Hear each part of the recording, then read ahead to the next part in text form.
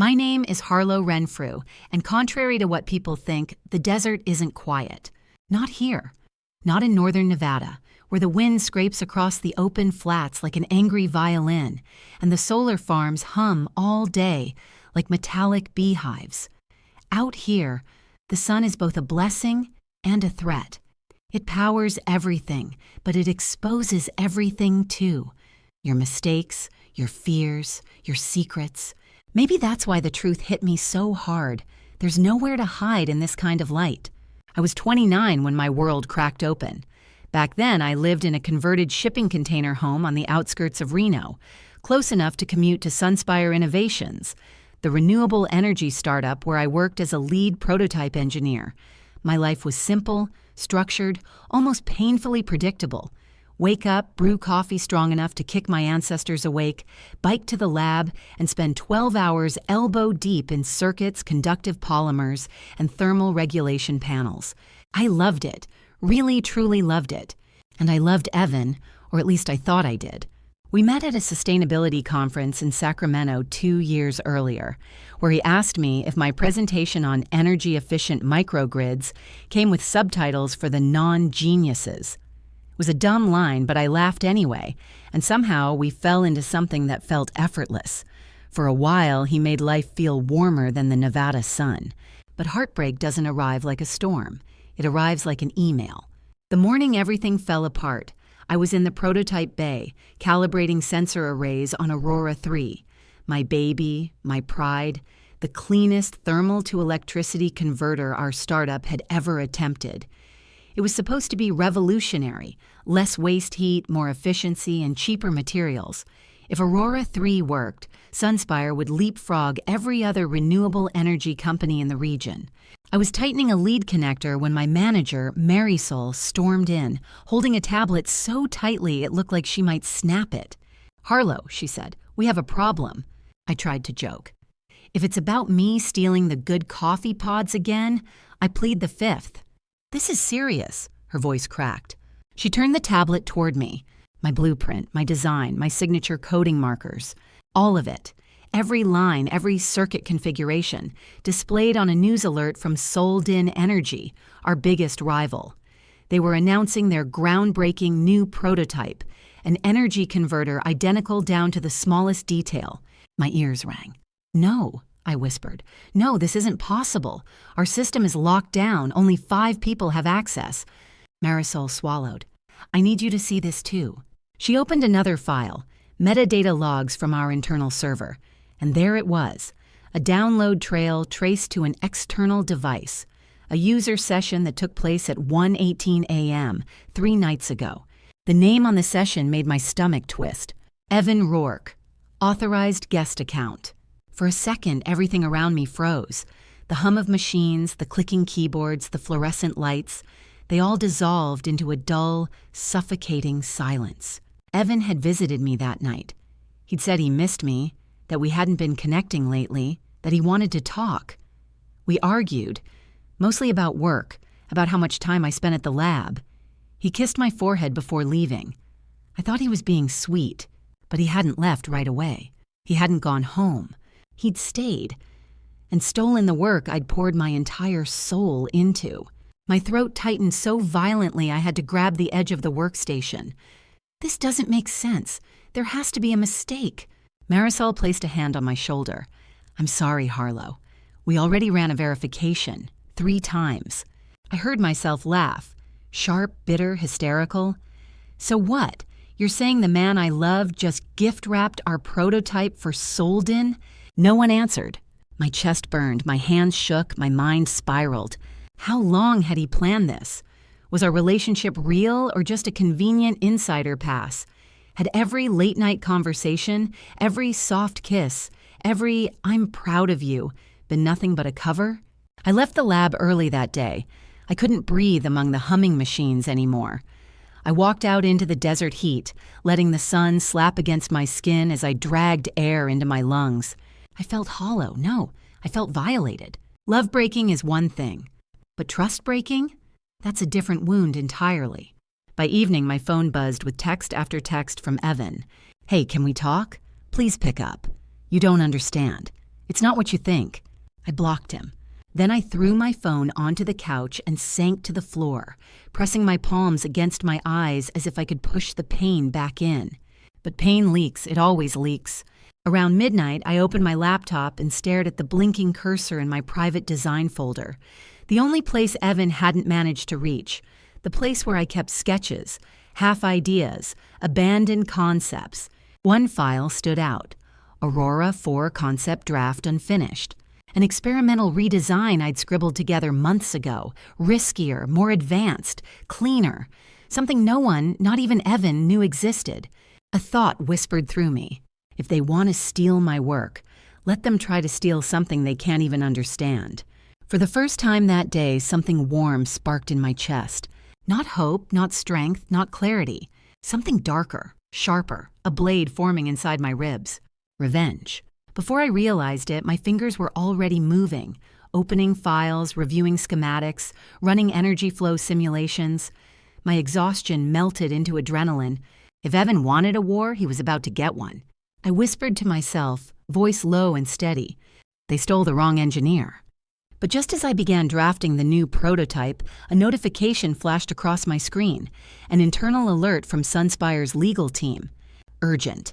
Solden intends to file a provisional patent within 48 hours.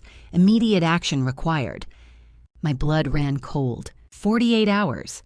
If they patented my stolen design first, I'd lose everything. Professionally, financially, legally. And I hadn't even begun building Aurora 4 yet.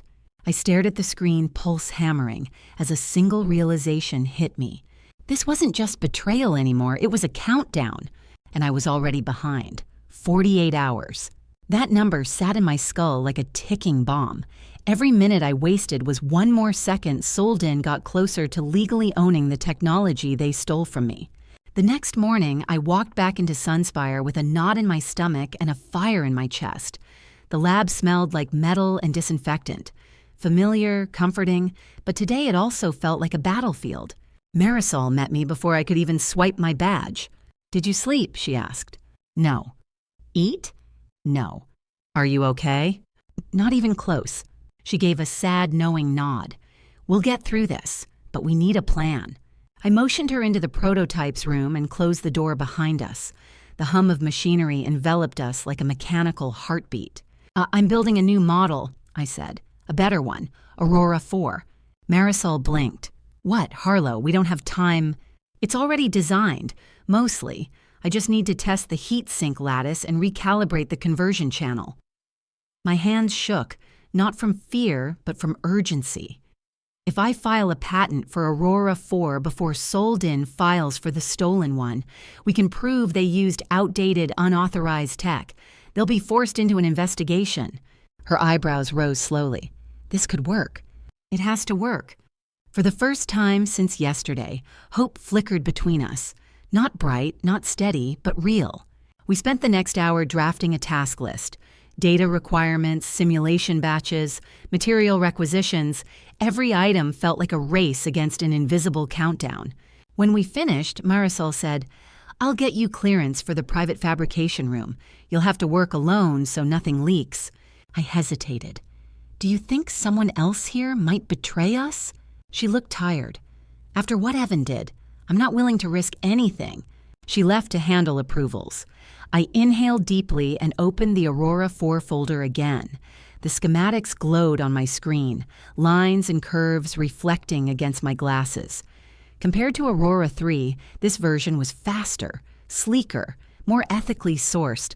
It was the kind of invention that could change the renewable energy market. If I could build it in time. I was reviewing material tolerances when the lab door clicked open behind me. I didn't even have to turn. I recognized the footsteps. Evan. My chest tightened, but I forced my voice steady. "You need to leave." "I just want to talk," he said softly. "I don't." He stepped into my peripheral vision. He looked exhausted. Dark circles, stubble, guilt bleeding from every inch of him. If I didn't know better, I might have felt sorry for him. But I did know better now. "Harlow, please, just let me explain." "There's nothing to explain." My fingers curled into fists. "You stole from me." He closed his eyes like the words physically hit him. I didn't give Sold In the full design, I swear. I only gave them a scaled-down version. I thought—" "You thought what?" I snapped. "That it wouldn't matter? That betraying your girlfriend was a small thing? That I wouldn't notice?" He looked destroyed. "I was stupid. I was jealous. You were moving so fast in your career, and I felt like I was falling behind.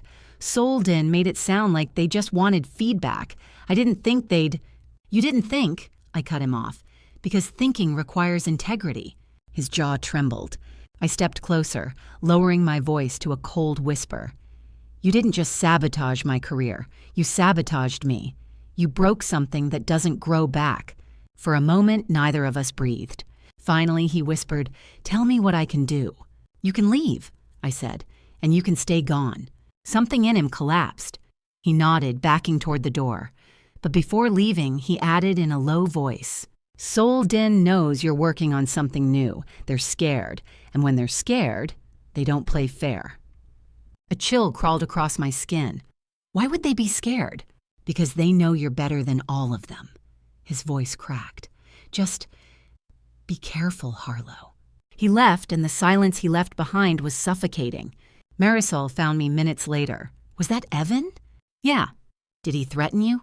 "No, but Sold In might." Her expression hardened. "Then we don't just build Aurora 4, we protect it."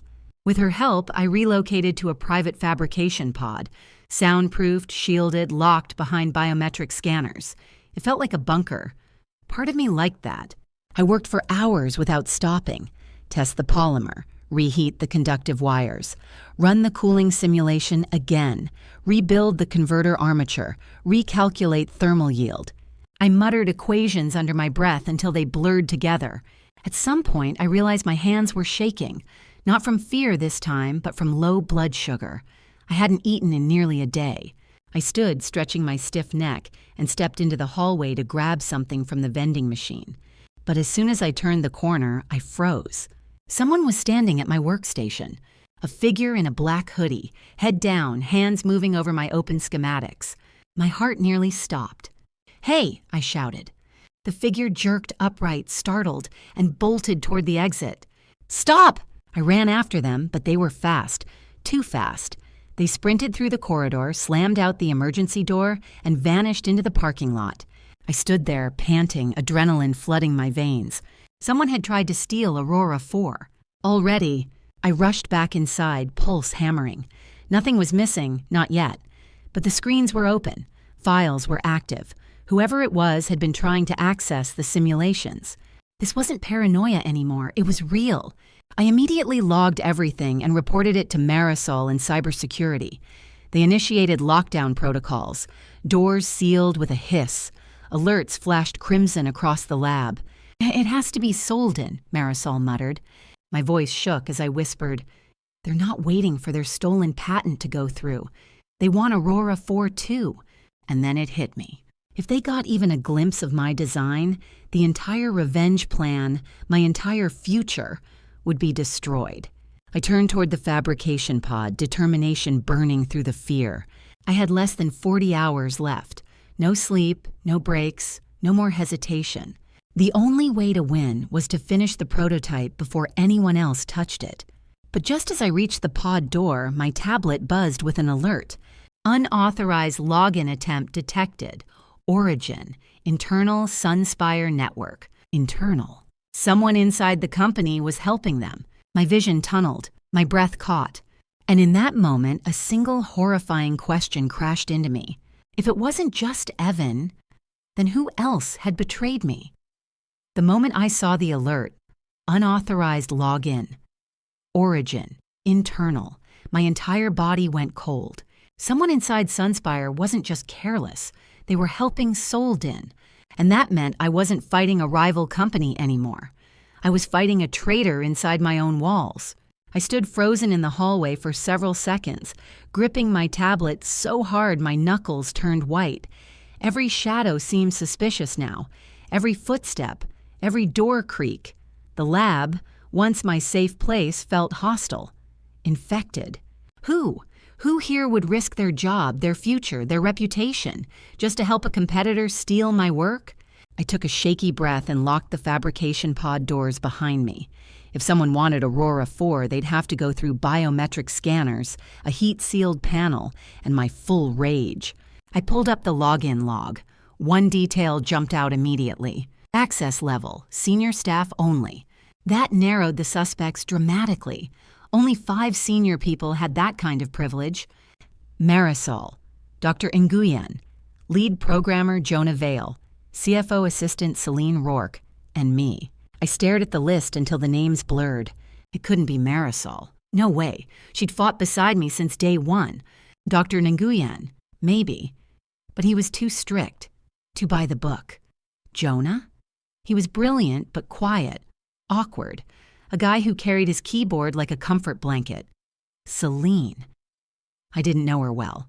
Polished, polite, with that corporate shark smile that never reached her eyes. But then something else hit me like a punch to the gut. Celine's last name, Rourke. Rourke, as in Evan Rourke. I whispered aloud, "No, no, no. Please tell me he didn't drag his sister into this." But the timing made sense. The access level made sense. The sudden inside help made sense. My stomach twisted violently.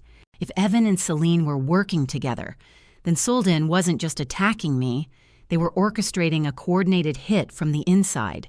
I clenched my jaw and slammed the tablet shut. Fine.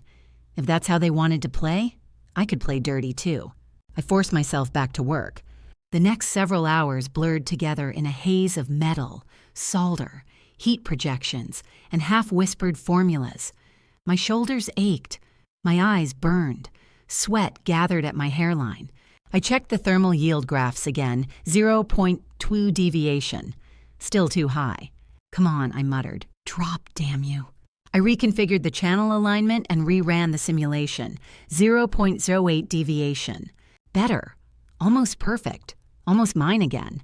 But perfection wasn't happening in a vacuum. The lab atmosphere had changed. I could feel it. People passed more quietly. Conversation stopped when I walked by. 2 engineers glanced my way, whispering. The paranoia wasn't just a feeling anymore. It was a presence, thick, suffocating, clinging to every surface. Around 7 p.m., Marisol slipped into the pod with a stack of clearance papers. "They won't tell me who triggered the internal login," she said, sitting beside me. "Security says it's confidential until the full audit is done." "That means it's someone important," I replied. Her eyes darkened. "That's what I'm afraid of." We exchanged a tired glance. No words could soften what we both knew. Sunspire wasn't as clean as it pretended to be. She squeezed my shoulder. "You're not alone in this." But she had no idea what I suspected about Celine. I didn't want to tell her. Not yet. Not without proof. Once she left, I kept working deep into the night. The desert sky outside turned from gold to indigo, to pitch black. The hum of the building grew quieter. The lab lights dimmed to after-hours mode, but I kept going. By midnight, the converter armature finally stabilized. By 1 a.m., the thermal lattice reached 98% efficiency. By 2 a.m., Aurora 4 existed, not just as a concept, but as a nearly viable prototype. Exhaustion blurred the screen. My head felt heavy, my eyelids sandpaper dry, my legs burning from hours of standing. I forced myself to down half a bottle of water and kept pushing. And then at 2:17 a.m., the screen flashed. Conversion rate 74%, operational. I exhaled so sharply it sounded like a sob. Aurora 4 worked. Not perfectly, not ready for public filing, but it was alive. A spark of triumph warmed my chest, a spark I hadn't felt in days. But that warmth vanished when my workstation chimed with a new message. A security clip from 20 minutes earlier. My heart stuttered. I opened it. The grainy video showed the hallway outside the fabrication pod. Everything looked normal. Sterile walls, soft lighting, quiet emptiness. Then a figure approached. They wore the same black hoodie as the person who tried to access my computer hours ago. But this time, their hood slipped enough for the camera to catch their face for a split second. I sucked in a sharp breath. It wasn't Celine. It wasn't Jonah. It wasn't anyone I expected. It was Dr. Nguyen, calm, composed, expressionless, like someone on a mission, He tapped the pod keypad, my pod keypad, then glanced around before walking away. My mind reeled. Dr. Nguyen, the strict, rule-obsessed, principled head of R&D, the man who lectured us about intellectual integrity? Why would he do this? Why would he risk everything? Unless someone paid him. Unless Soldin wasn't just using Evan. They were recruiting insiders with bigger access, bigger credentials, bigger leverage. My breathing quickened. I replayed the clip. 10 seconds. Clear enough to identify him. My hands trembled. Suddenly, a new message popped up on my tablet. This one from an anonymous sender. Stop building Aurora 4. If you continue, you won't make it to the patent deadline. My blood iced over. A threat. A direct threat. I looked toward the pod door, suddenly aware of how alone I was in this shielded room. The hum of machines felt too loud, the shadows too dark. Was someone watching me right now? Had someone followed me? Was I being monitored? Then the second message arrived. You should leave the building, now. My pulse pounded so hard it hurt. And behind that message, I sensed something deeper, something dangerous. This wasn't just about corporate espionage anymore. Someone inside Sunspire was willing to do anything to stop me from finishing Aurora 4. Anything. I took one backward step toward the exit, and then the lights in the pod flickered. Once, twice. Then the entire lab went black. Complete darkness. A mechanical thump sounded from somewhere behind me, like a door locking, or someone entering the room. I whispered, voice trembling, "Who's in here?" Darkness changes everything. In the light, a lab is just metal, glass, and cables. In the dark, it becomes a maze, a trap. My breath shook as I held still, straining to hear anything. Air shifting, fabric brushing, a footstep on linoleum. The emergency lights hadn't kicked on. Someone had manually cut the breakers. That meant they were inside the room before the shutdown.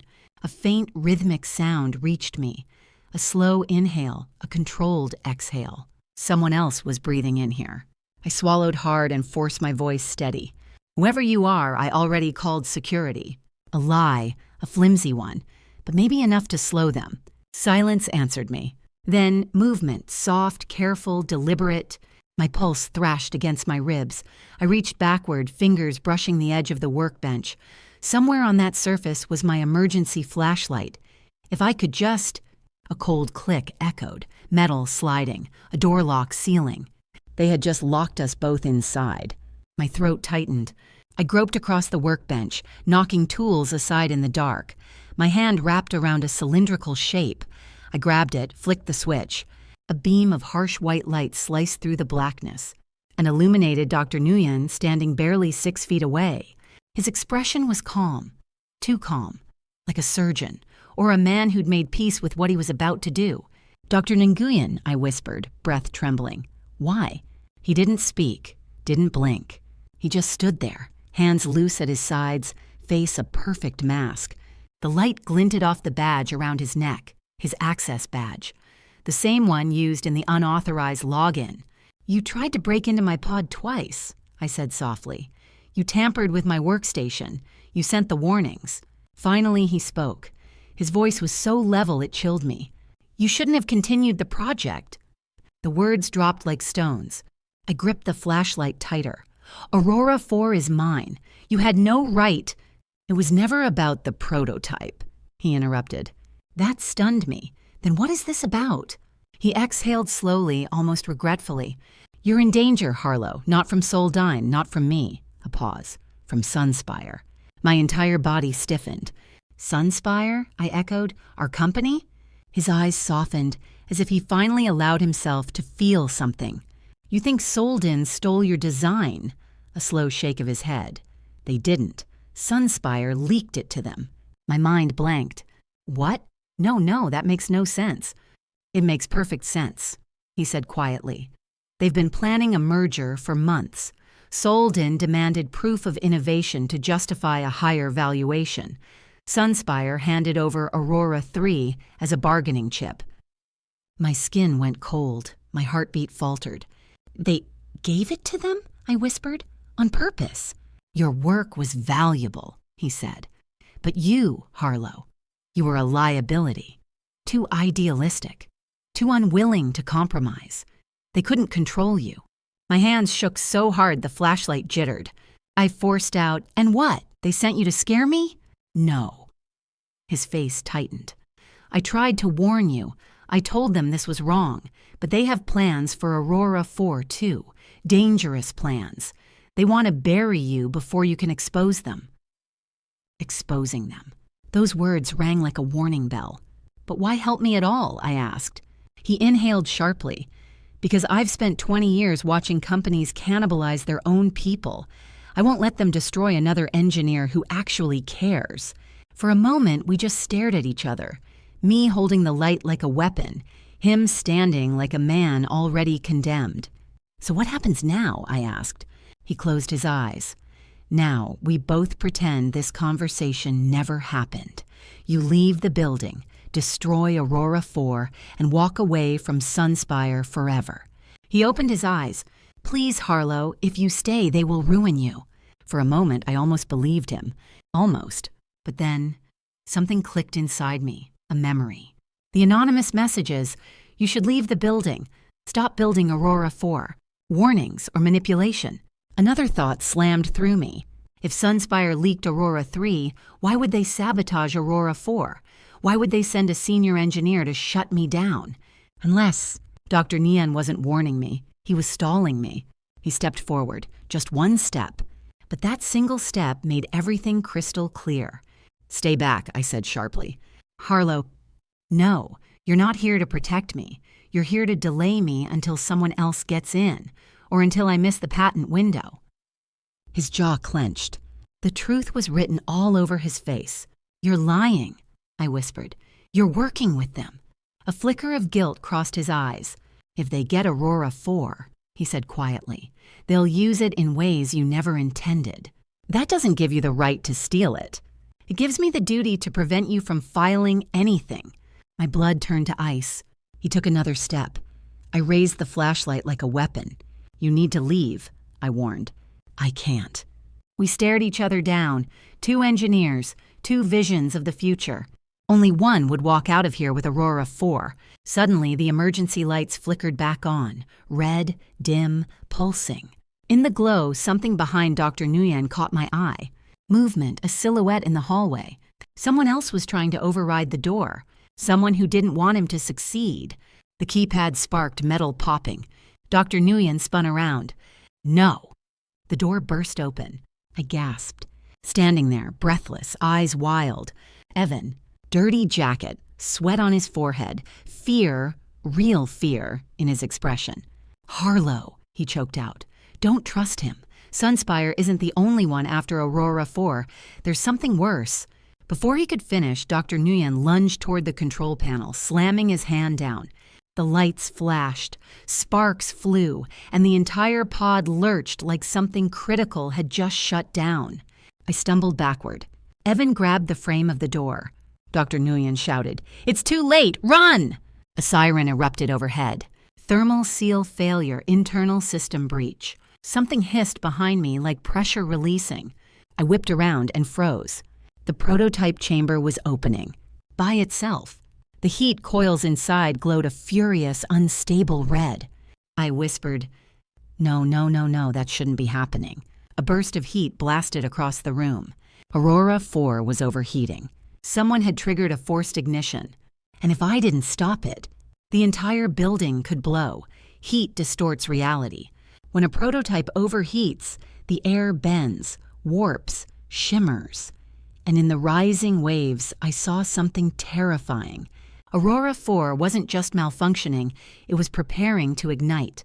The heat coils glowed bright red, trembling under unstable load. The power regulators were screeching in protest, high-pitched, sharp, like a metal whistle drilling into the bones of the room. No! I stumbled toward the chamber. It wasn't calibrated for ignition. Someone forced it. Evan lunged forward as well. "Harlow, don't get close!" But I already had my hands on the emergency panel, fingers flying over the controls. Manual shutdown, emergency purge, thermal override. Every command flashed the same message. Denied, locked by admin level 0. My stomach dropped. Admin level 0 was above senior engineering. Only executives had that kind of access. My breaths came fast and ragged. Sunspire locked the controls. They wanted Aurora 4 to burn, to take my work and maybe me with it. Behind me, Evan grabbed my arm. "We have to leave!" "No," I yanked free. "If the core reaches peak temperature, it'll take out half the facility. I can't just abandon it." "Then tell me what to do." His voice was raw, frantic, desperate. For the first time since the betrayal, I saw something real in his eyes. Not manipulation, not excuses.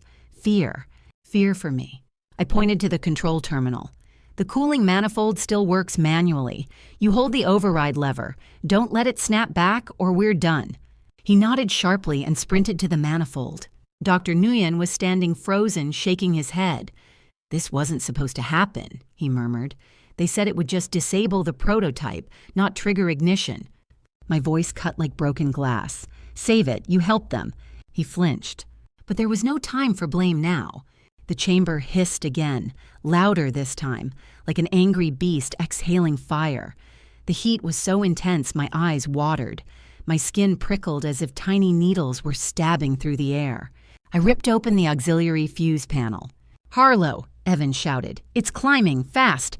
I glanced at the thermal gauge. It was climbing past 800 degrees C.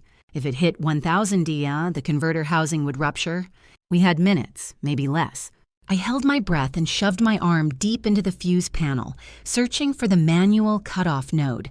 The metal scorched my fingertips, but I kept going, gritting my teeth.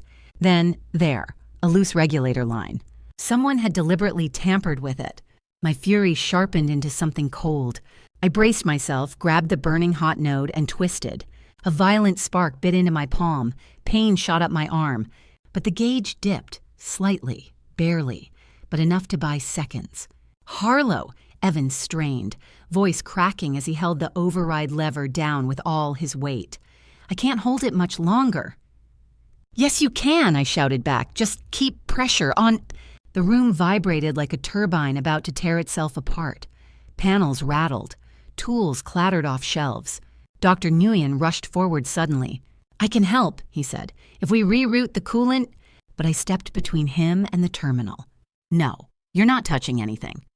"Harlow, listen. You tried to stop me. You don't get to fix what you helped break." He recoiled as if slapped, but this time he didn't argue. Evan's voice strained again. "It's slipping." The lever shook violently, threatening to snap back.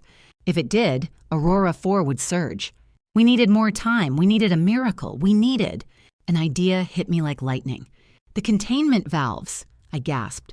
"If we manually equalize the pressure inside the chamber, the overheating curve will flatten." "That sounds dangerous," Evan shouted. "It is dangerous." "But will it work?" I inhaled sharply. "It has to." I darted to the back of the pod where the dual pressure valves were mounted, massive metal wheels connected to the chamber's internal pressure system. The labels glowed faintly. Valve A, intake. Valve B, exhaust. I grabbed valve A and twisted. It refused to move. I put both hands on it, bracing my feet, and pushed with everything I had. Nothing. Sweat poured down my back. My fingers slipped on the hot metal. "Come on, come on!" I roared and twisted it harder. It jerked, then moved, then turned fully with a violent screech. A low rumble vibrated through the chamber. The gauge dipped again, but the overheating continued creeping up. "Valve B," I gasped. "We need both." I staggered to valve B. This one moved easier, but halfway through turning it, a shockwave slammed through the pod. The chamber light strobed. The temperature gauge spiked. Evan screamed, "Harlow, the lever, it's—" I turned in time to see him losing grip. The lever was forcing itself upward. My heart seized. If it rose even halfway— I sprinted toward him.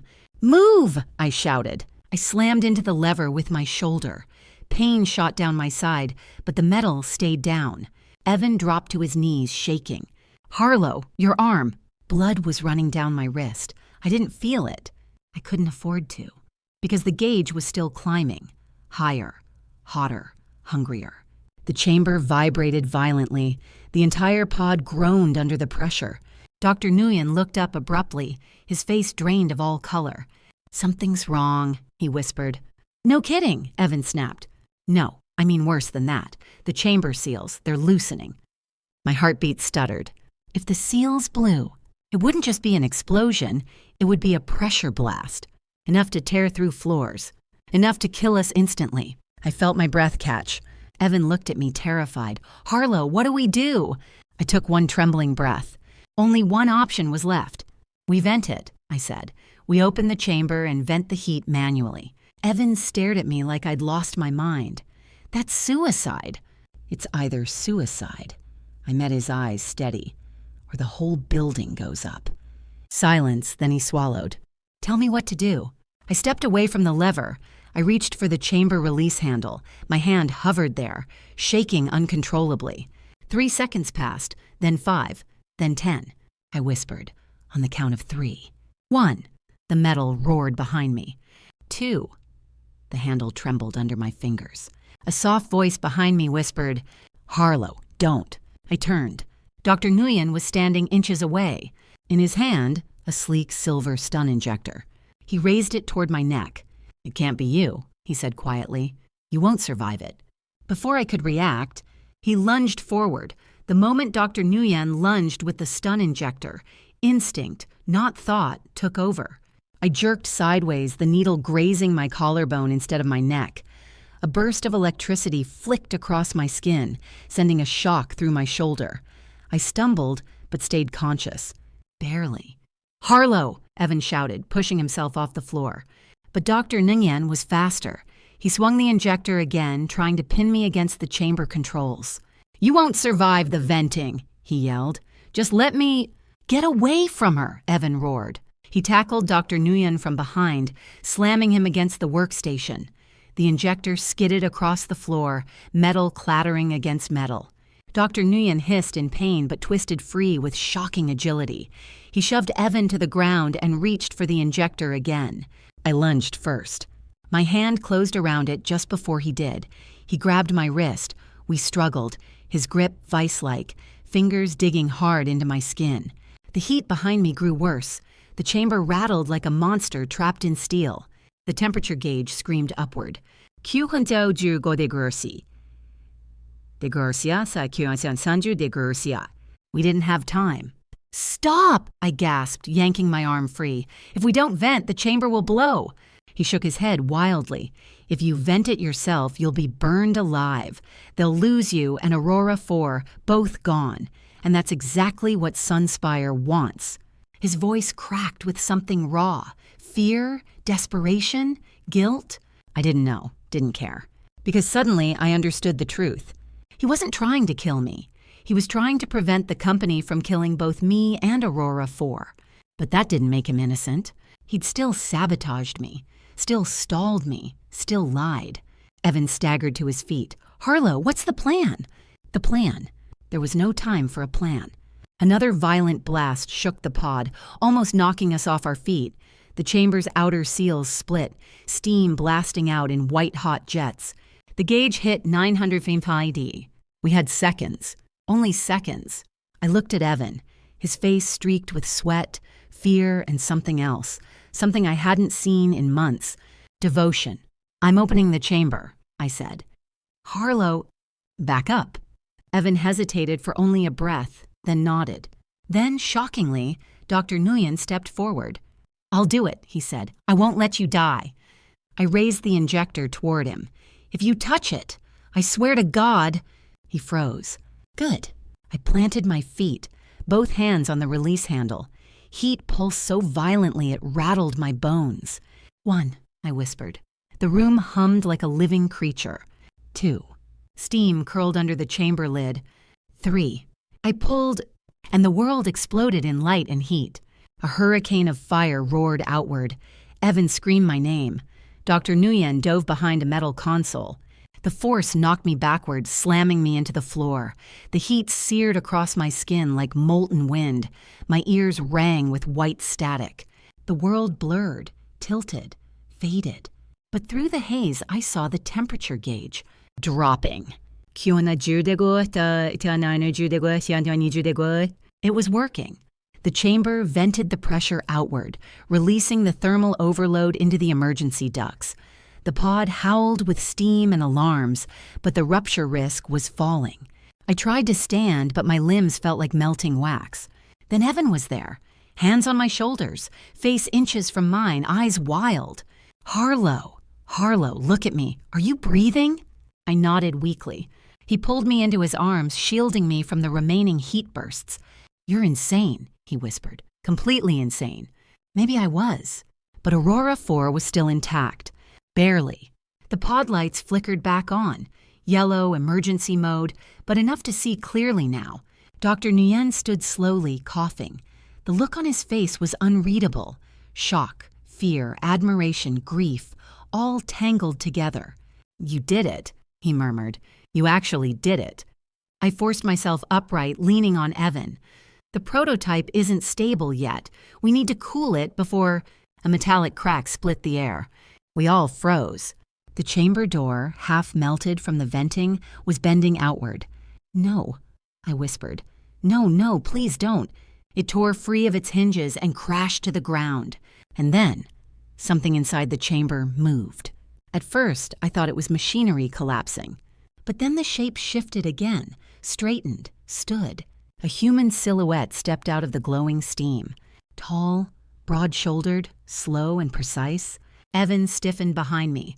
What the hell? But I already recognized the stance, the posture, the way the figure wiped steam off their face with the back of their hand. I felt the blood drain from my body. No, I breathed. It can't be. The figure stepped into the emergency light. And I saw him clearly. Jonah Vale, our quiet lead programmer. The guy who barely spoke above a whisper. The guy who always looked harmless, resigned, distant.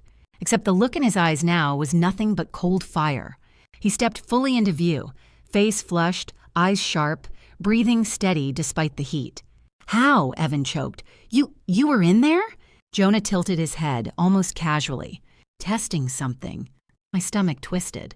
He'd been inside the chamber before it overheated. He had caused the ignition, triggered the overload, set the trap. I whispered, why? Jonah smiled. A small, chilling smile. Because Aurora 4 should never exist in your hands. Dr. Nguyen staggered toward him. Jonah, what did you do? What I had to.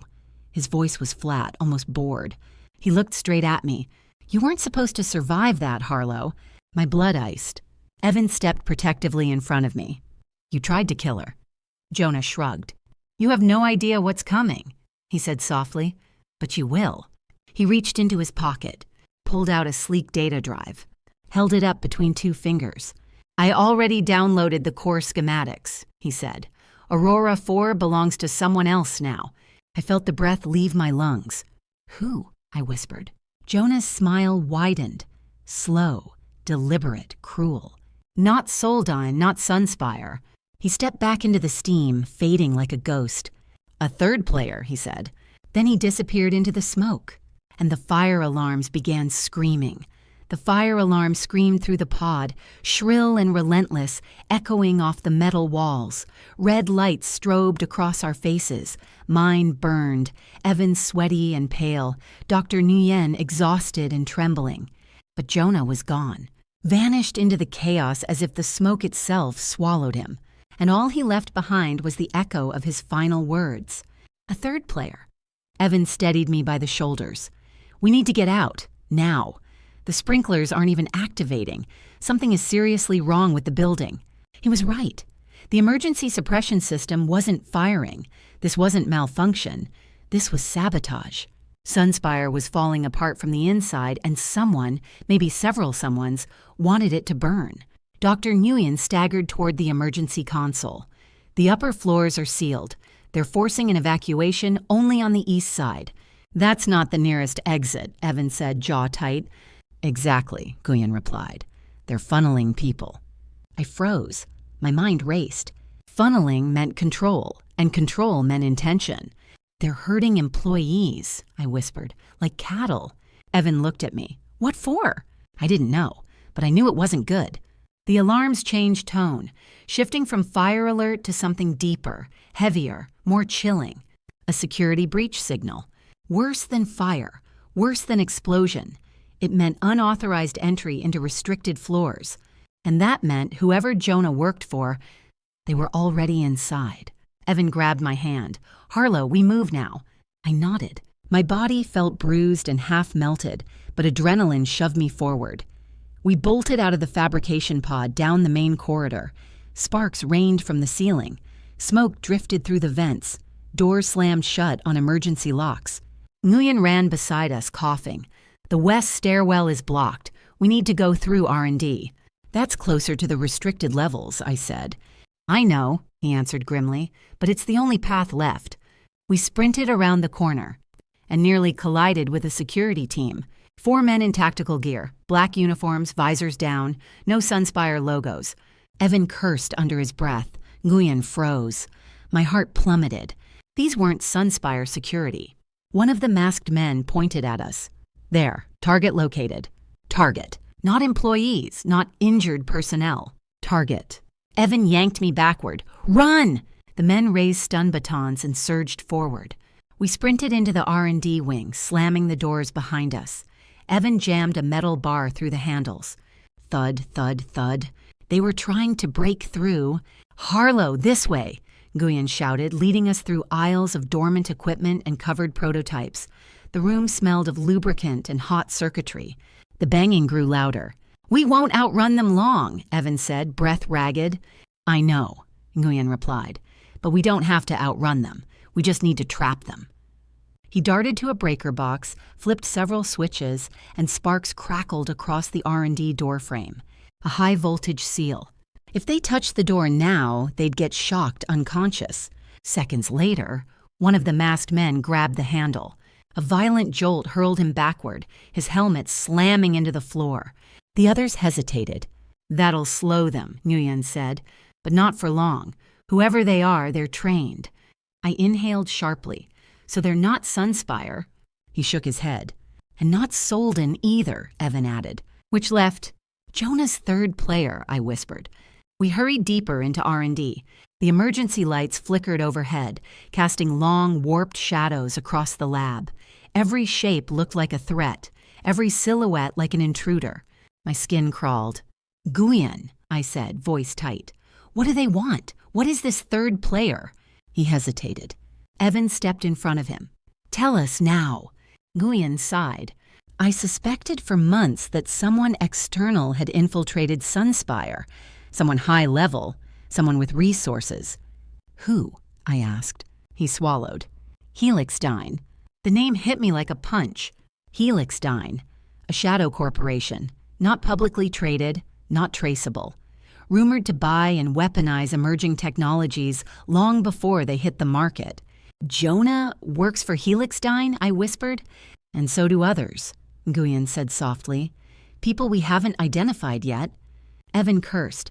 "So this wasn't about stealing Aurora 4 for competition. It was about controlling it," Nguyen finished, "on a global scale." My stomach clenched. Aurora 4 wasn't just a clean energy converter. Its core tech, if weaponized, could destabilize entire power grids. "Jonah downloaded the schematics," I whispered. "They'll use it, misuse it." Nguyen nodded grimly. "Yes." My world tilted. This wasn't corporate sabotage. This wasn't jealousy. This wasn't betrayal by an ex. This was international-level theft. "Then we have to get the prototype," Evan said. "We grab Aurora 4 and run." "No," Nguyen said sharply. "They'll expect that." "Then what?" Before he could answer, a distant explosion rocked the floor. Lights burst, glass shattered, equipment toppled. Evan threw his arms around me, shielding me from falling debris. Nguyen stumbled, catching himself on a lab table. "What was that?" I shouted. Nguyen stared toward the stairwell. "Shh, they breached level 2, he whispered. "They're breaking into secure storage." My blood chilled. "What's on level 2? He looked at me slowly. Every generation of Aurora prototypes, including Aurora 1 through 3, and all archived energy conversion research. My lungs clenched. If Helixdyne stole all of it, they wouldn't just own my future. They would own the next 50 years of clean energy. Evan grabbed my hand again. "We need to get to level 2 before they do." He stopped mid-sentence, because across the room, at the far exit, a figure stepped into view. A silhouette, calm, still, watching us. Then the person stepped forward, and my blood iced. Celine Rourke, Evan's sister, Sunspire's CFO assistant. And in her hand, the same sleek silver access badge Jonah used. She smiled softly, a quiet, chilling smile. "Harlow," she said, "you're coming with me." Behind her, 2 masked Helixstein agents. Evan tensed, stepping protectively in front of me. "Celine," he hissed, "what the hell are you doing?" She tilted her head. "You still don't understand, Evan. Harlow was never supposed to make it this far." My heart pounded. "Why?" I whispered. "Why me?" Her smile sharpened. "Because you built something the world will kill for." She pointed the badge at me. "And my job is to deliver you." I stepped back. She raised her hand, and the agents surged forward. The Helixstein agents lunged. Evan shoved me sideways just in time. One baton sliced through the air where my ribs had been a split second before. The impact cracked against the metal table behind me, sending sparks flying. "Go!" he shouted. I scrambled across the floor, sliding behind a workstation as the agents closed in. Heavy boots thundered across the R&D lab. My heart slammed against my ribs, fast, frantic, too loud. Celine walked forward calmly, heels clicking like a metronome. Her voice was smooth, controlled, terrifying. "Harlow," she said, "you're wasting time. Helixstein needs you alive, but not unharmed. Stop resisting." "Go to hell," I snapped from behind the workstation. Her smile didn't falter. "That can be arranged." One agent vaulted over the workstation, baton raised. I rolled beneath him and grabbed the first thing my hand touched, a metal wrench the size of my forearm. The moment he turned, I swung with every ounce of adrenaline left in my bones. Crack! The wrench smashed into his visor. He staggered backward, dizzy. Evan tackled him from behind, slamming the man into the wall. The second agent pivoted toward Evan, and Nguyen, of all people, intercepted. He didn't fight like a senior engineer. He fought like someone who had been trained decades ago and never forgot. His foot slammed into the agent's knee. The man dropped. Nguyen twisted his wrist, disarmed him, and delivered a precision strike to the throat, just enough to knock him out cold. I stared, breathless. "Where the hell did you learn that?" Nguyen didn't answer. His eyes flicked to the exit. "We don't have time. Helixstein is swarming the building. They won't stop until they get all the Aurora prototypes. And they think the best way to get them," Celine said, stepping closer, "is to get you." She tapped the level 0 badge against her palm. "You're coming with me, Harlow, preferably conscious." Evan stepped in front of me. "Over my dead—" Celine snapped her fingers. The fallen agent on the floor, the one I'd hit, forced himself up with a shaking hand, pulled something from his belt, a shock grenade. "Down!" Evan shouted. He grabbed me and threw me behind a pillar as the grenade detonated. "Home!" A blast of white-hot electricity ripped through the room. Workstations burst apart. Screens exploded. Metal shrapnel flew like razors. I hit the floor hard, ears ringing, vision swimming. Smoke flooded the air. Somewhere in the haze, I heard Celine. "Stop them! Retrieve the prototypes! Kill anyone who slows you down!" Her voice wasn't cold now. It was lethal. Boots stomped. Equipment clattered. Bodies shifted across the floor. I crawled toward Evan. "Are you—" "I'm okay," he coughed, pulling me up. "We need to move, now." Nguyen limped through the smoke toward us, coughing blood. "They'll head for the central vault," he rasped. "We have to get there first." "The prototypes?" I asked. He shook his head. "No, something worse." Evan frowned. "Worse than Aurora 4. Nguyen grabbed the front of his shirt. "They want Aurora X." I blinked. "What is Aurora X?" "An abandoned project," Nguyen whispered. "Experimental, unregulated. It can destabilize fusion reactions. It's not energy tech. It's a weapon." I stared at him. "You never told anyone?" "Because the idea should never exist," he said. "But Helixstein found out. Jonah must have told them. They want all the Aurora data so they can restore Aurora X." My blood turned cold. Evan grabbed me by the waist. "Then let's move." We sprinted through the smoke-filled lab, ducking under fallen beams and shattered glass. The alarms howled overhead, alternating between fire and breach warnings. Sprinkler pipes dripped uselessly. Helixstein had overwritten everything. As we entered the next corridor, 2 more agents rounded the corner. My heart lurched. But before they could strike, thwip, thwip, 2 darts shot into their necks. They collapsed instantly. A woman stepped out from the far stairwell. Tall, black tactical coat, long braids, a rifle slung over one shoulder. Her eyes locked onto me with unsettling precision. "There you are," she said, "the priority asset." Nguyen stiffened. "Oh no." Evan whispered, Who is that?" Nguyen's voice trembled. "Helixstein's lead acquisition operative." The woman gave a small, amused bow.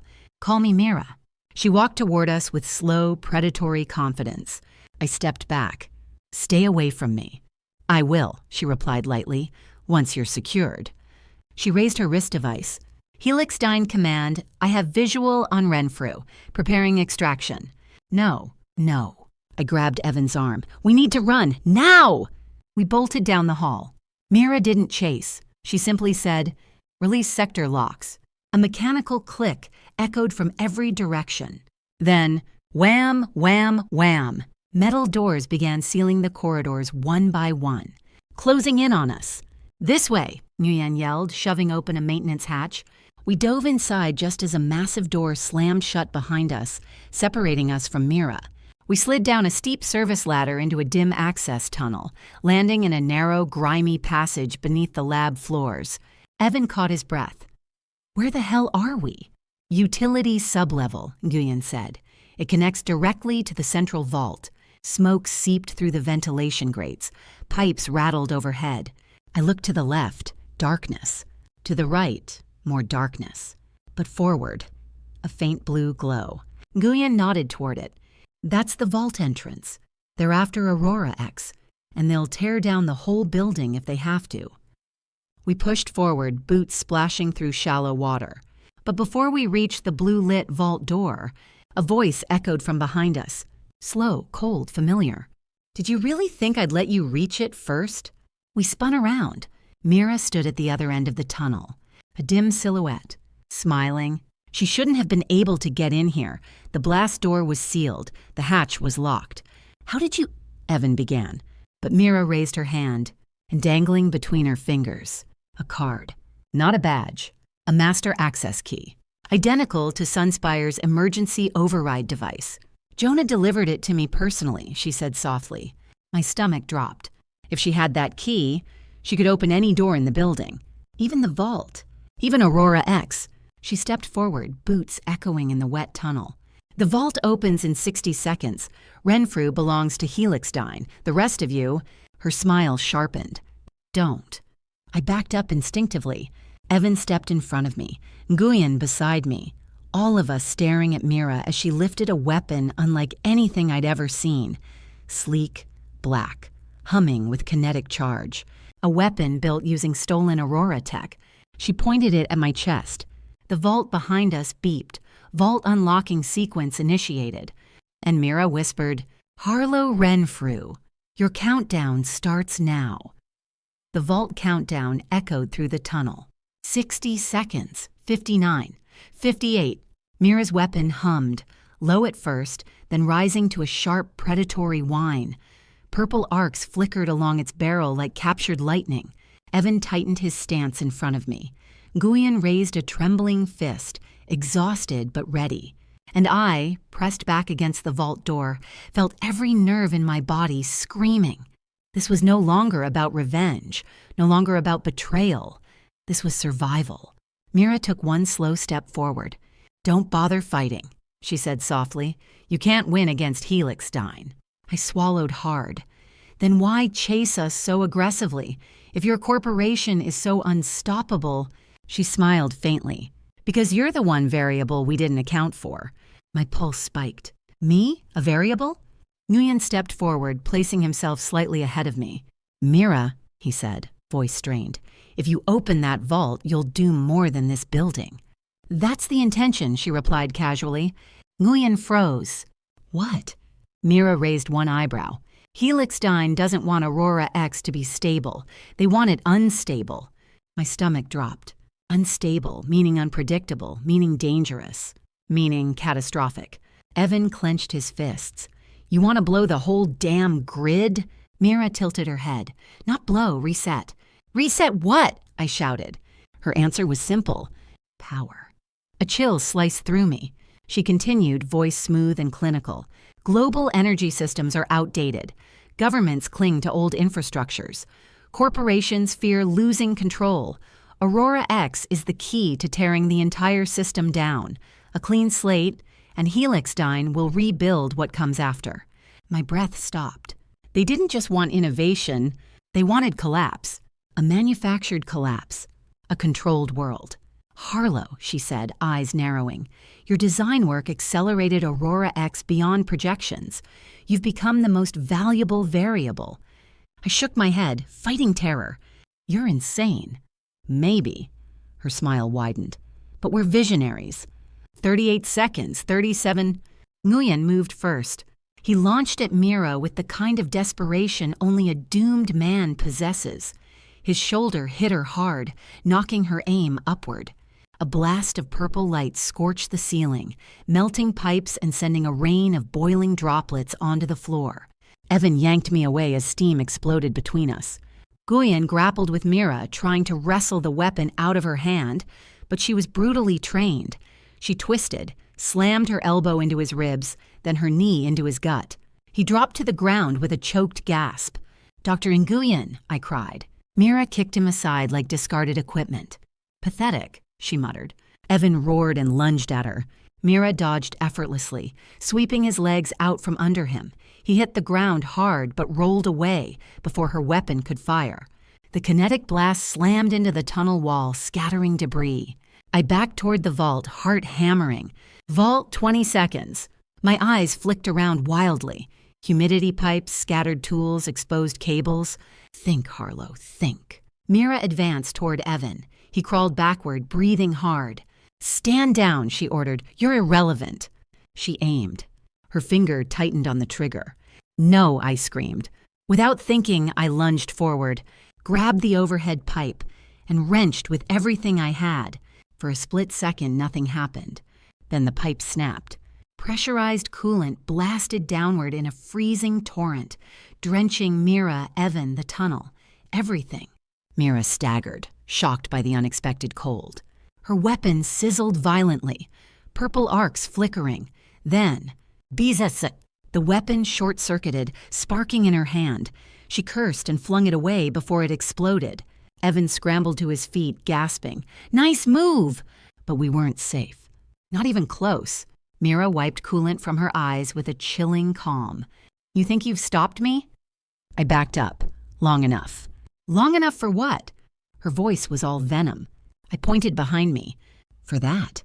5 seconds. 4, 3. Mira's eyes widened. "No." 2. She sprinted toward us. 1. Vault unlocked.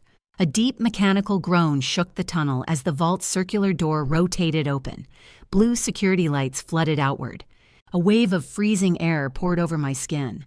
The vault was open, and so was everything inside it. All the Aurora prototypes, all the research, all the secrets, including Aurora X. Mira tried to force her way in, but she slipped on the coolant-covered floor, crashing hard onto her side. Evan grabbed my hand. "Go now!" We darted into the vault. Nguyen, gasping in pain, staggered up and followed us, clutching his ribs. The vault door began sealing automatically behind us. Mira screamed and scrambled to her feet, diving toward the door. But she was too late. Boom! The giant circular slab slammed shut, cutting her off with a thunderous echo. Silence swallowed the vault.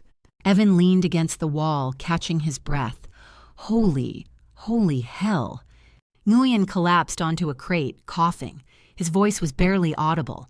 "We only bought seconds. She'll override the lock. We have to move." I looked around the vault. Shelves, crates, old prototypes stored in glass cases. But in the center of the room, sealed inside a cylindrical pod, was something that made my blood freeze. A device, small, dense, glowing faintly. Its label, Aurora X, Prototype core. It pulsed like a living heart. Evan whispered, That's it, isn't it? Nguyen nodded grimly. Yes. My hands shook. This is what Helixstein wants. No, Nguyen said weakly. This is what they want to unleash. AEM, Adaptive Energy Matrix. Unstable by design, a catalyst capable of destabilizing energy fields across entire regions. It wasn't supposed to exist. It shouldn't exist. And now Helixstein was seconds away from getting it. Boom! The vault door trembled. Mira had already started bypassing the override. Boom! A crack formed along the outer ring. Evan turned to me, voice shaking but steady. Harlow, what do we do now? I stared at Aurora X. At the pulsing, glowing core that could change everything, destroy everything. My heartbeat pounded in my ears. I took one slow step toward it. We run, I whispered, with Aurora X. Nguyen's eyes widened in horror. No, Harlow, if this core destabilizes outside containment... I know, I said, but if Helixstein gets it, the world burns. The vault door boomed again. Mira's outraged voice muffled but furious. Renfrew, open this door! I lifted my hand toward the Aurora X containment pod. My fingers hovered inches from its surface, and the core flared white. The lights blew out. The vault shook. Nguyen shouted, Don't touch it! But it was too late. The pod triggered a biometric lock, scanning my hand, scanning my pulse, scanning my identity. A deep beep sounded. Match found Renfrew, Harlow Vi. Primary designer access granted. My blood ran cold. I whispered, I didn't design Aurora X. Nguyen's face twisted. Yes, you did. The core surged. The vault exploded with light, and the world vanished. The finale. Light swallowed everything. It felt like standing inside a star, a blinding, pulsing void of white and gold. My vision dissolved, my thoughts blurred, and for a terrifying moment, I wasn't sure I had a body at all. Then, a whisper, a memory, a voice that wasn't quite internal and wasn't quite external either. Primary designer access confirmed. The light fractured. Sound returned like a crashing wave. Hiss! Air flooded the vault. Cold metal pressed against my palms. My knees hit the floor hard. I gasped, coughing, vision flickering back into focus. I was inside the vault again. Evan knelt beside me, shaking my shoulders. Harlow, breathe, come on, breathe. I sucked in a ragged breath. I'm here. Nguyen leaned heavily against a crate, face pale, one hand clutching his ribs. He stared at me with an expression I'd never seen on him before, fear and awe. What happened? Evan asked. I swallowed, my voice trembled. The core recognized me. Nguyen nodded grimly. It should.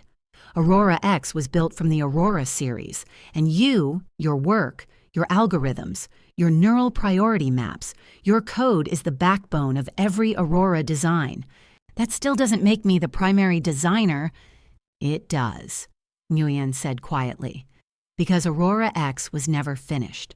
The system used predictive modeling to fill in missing components. It used the patterns of the lead developer with the strongest creative signature. My stomach dropped. You mean... Yes, he said. It used you. My knees nearly buckled again. The vault door thundered behind us. Boom, crack, boom! Mira was close, seconds away. I turned back to the Aurora X core, glowing like a living, pulsing heart inside its cylindrical pod. My design, my unintended creation. A weapon I didn't know I'd helped build. Evan squeezed my hand. We have to destroy it. Nguyen shook his head violently. No, if we destabilize it inside the vault, the shock wave could take out the entire facility. Then what? I demanded. We can't let Helixstein take it. Nguyen's eyes locked onto mine. You're the only one the core responds to. There's one way to stop them from using it. I held my breath. You have to secure it to a biometric lock, your biometric lock, and override its active matrix. The core will follow only you. No one else will be able to activate it. And then, Evan asked softly. Nguyen lowered his head. And then we run. The vault door shook so violently it bowed inward. We had seconds. I turned to the pod. My hand hovered over the glowing panel. The core sensed my presence. Pulse, pulse, pulse. Then the pod opened with a soft hiss. Inside was the Aurora X-Core, barely bigger than a grapefruit, radiating dangerous beauty. Evan's voice trembled. "Harlow, are you sure?" No, I wasn't sure, not even slightly. But I also knew there was no other path left. "Yes," I whispered. I lifted the core. It was warm, almost alive, vibrating with unstable potential. Energy rippled across my arms. I felt its hum deep in my bones. Then, the vault door exploded inward. Mira stormed inside, hair wet, eyes burning with fury. "Renfrew!" Evan moved to shield me.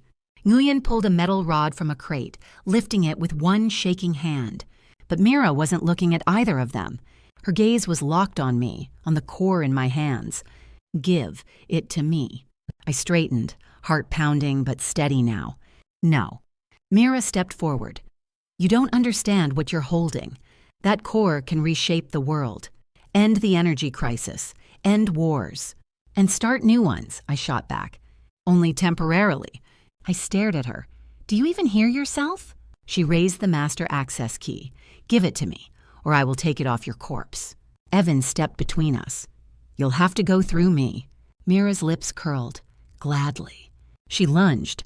What happened next was instinct, pure electric instinct. I slammed my palm onto the core's biometric plate. Beep. Biometric lock engaged. The core pulsed, then released a shockwave. A ring of blue-white light detonated outward, knocking Mira off her feet. Her weapon clattered away across the floor. She groaned, stunned. Evan grabbed my arm. "We have to go!" Nguyen shouted, "Take the service lift in the back. It connects to the geothermal vents." We sprinted deeper into the vault through a narrow hallway filled with inactive containment pods. Pipes hissed overhead. Steam rose from vents under the floor. Behind us, Mira screamed, feral with rage. "Renfrew, you can't run forever!" I didn't look back. At the end of the hall, a metal ladder descended into darkness. Evan jumped first. "Go, go!" I climbed down with the core pressed to my chest. Nguyen followed last, grimacing with pain. The ladder vibrated as Mira reached the top. "Harlow!" Her voice echoed down the shaft. "Harlow, listen to me. Helixdyne will not stop. They will hunt you to the ends of the earth." "I know," I shouted. "And you can't hide that core forever." "Watch me!" We hit the bottom level, a cavernous geothermal tunnel glowing orange with molten light. The heat blasted my face, harsh and dry, but air ducts roared, keeping the space survivable. Evan pointed forward. "There, emergency vent exit." A long metal walkway stretched across a river of molten steam. We sprinted. Behind us, a metallic crash, a figure dropping into the tunnel. Mira, still coming, still hunting. "Harlow!" she shouted, sprinting onto the walkway. "Stop!" I kept running. We reached the exit panel. Evan smashed the release. The hatch groaned open to the night air above. Almost free. Almost. A heavy metal clank stopped us cold. Mira, clinging to the edge of the walkway, pulling herself up, weapon in hand, eyes wild with desperation. "Harlow," she gasped, voice shaking for the first time. "You don't understand. That core isn't just a weapon. It's the blueprint for the next century. Helixdyne will build the world from it." I stared at her. "No," I said softly, "I will." Her eyes widened. Then, a final violent quake rattled the walkway. The geothermal surge below roared like a dragon waking. The walkway split. A metal screech echoed through the tunnel. Mira lunged. Evan shoved me through the hatch. Nguyen grabbed Evan's arm. And then, crash. The walkway collapsed. Mira fell into the inferno, screaming as fire swallowed her silhouette. I froze, shaking, not sure if I just watched someone die or watched a monster burn. Evan grabbed me, breath ragged. "We have to go, now." We climbed out into the cold Nevada night. Smoke billowed from vents behind us. Alarms echoed across the desert. Sunspire was collapsing. I clutched the Aurora X-Core, its glow now dim, its hum softer, locking onto me, bound to me. Evan put his hand on my back. Nguyen stumbled beside us, broken but alive. And as the sun rose, bleeding orange across the desert horizon, I finally understood. Sunspire was gone. Helixstein was coming. The world was changing. And Harlow Renfrew, held the most dangerous creation on Earth. A creation I would protect. A creation I would master. A creation I would use to rebuild, not destroy. I turned to them both. "This isn't the end," I said. Evan nodded. "No, it's the beginning." Nguyen looked at the core, then at me. "What now?" he asked. I held the core close. "We disappear." A long breath. "And then we build something better." The desert wind swept across us. A new dawn, a new world, and a new fight